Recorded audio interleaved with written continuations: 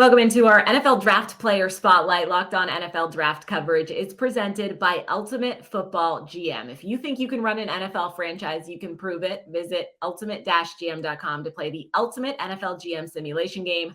Start your dynasty today.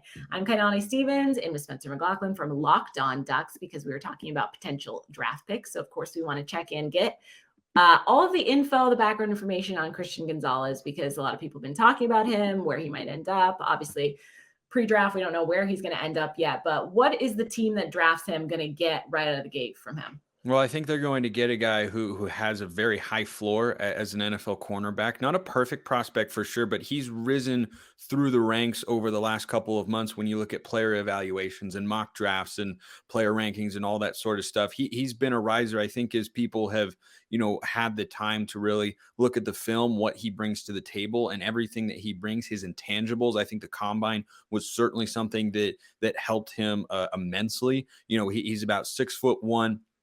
He could maybe put on a little bit of weight, but he's a good athlete and really just a well-rounded corner. His man-to-man coverage could maybe use a little bit of work. His zone coverage, his instincts, his playmaking ability. He had 4 interceptions this past year, was by far Oregon's best and most consistent defensive player, not just corner or safety, but defensive player. He's a guy who really was producing week in and week out. He was consistently reliable, and it's just a very instinctual, heady football player, in addition to being a guy who has got great length and athleticism for the cornerback position.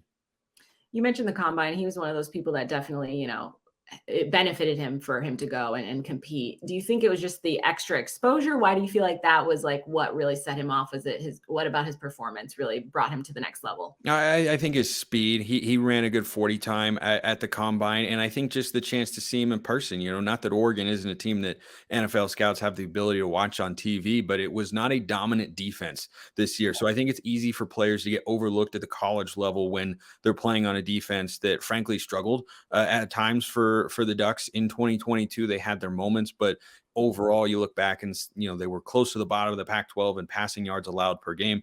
That is not a reflection of Christian Gonzalez at all. That's more a question of what would it have been if Christian Gonzalez hadn't been there, because he was Oregon's best, most consistent lockdown corner. And he would often, throughout periods of a game against a Pac-12 conference that's got a lot of really good quarterbacks, he could take away a half of the field. And that was tremendous. And, begs the question, what was going on in the other half of the field? Something I talk about extensively, of course, on the show. But, Gonzo was a guy who made himself known at Oregon very early, coming over from Colorado, where he was all Pac-12 honorable mention. He was first team all Pac-12 this year, and deservedly so. He's really a shutdown corner who also has the ability, and I think is more than capable, kind of underrated in helping stop the run as well, because he is one of Oregon's most sure tacklers and just someone who, can be a plug and play game one, day one sort of guy for any NFL team. And yeah, he might be a little bit better at zone coverage right now, but I think his potential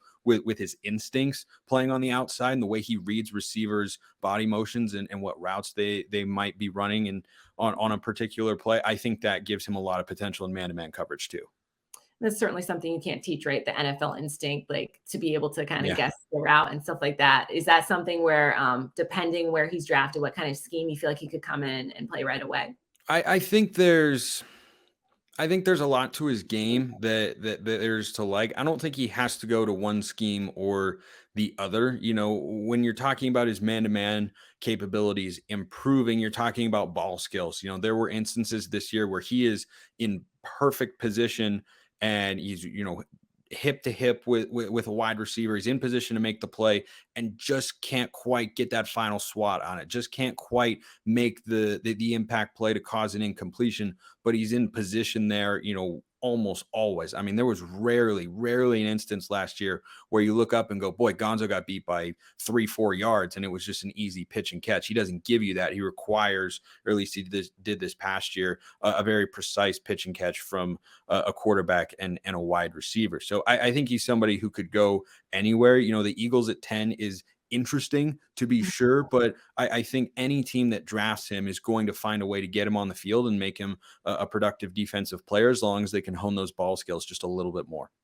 Very exciting. We'll see what he does at the next level. And of course, Locked On Ducks will have you covered when he does have a new home, what he will bring to your team. So make sure you check that out. All of this is a part of the Locked On Podcast Network, your team every day.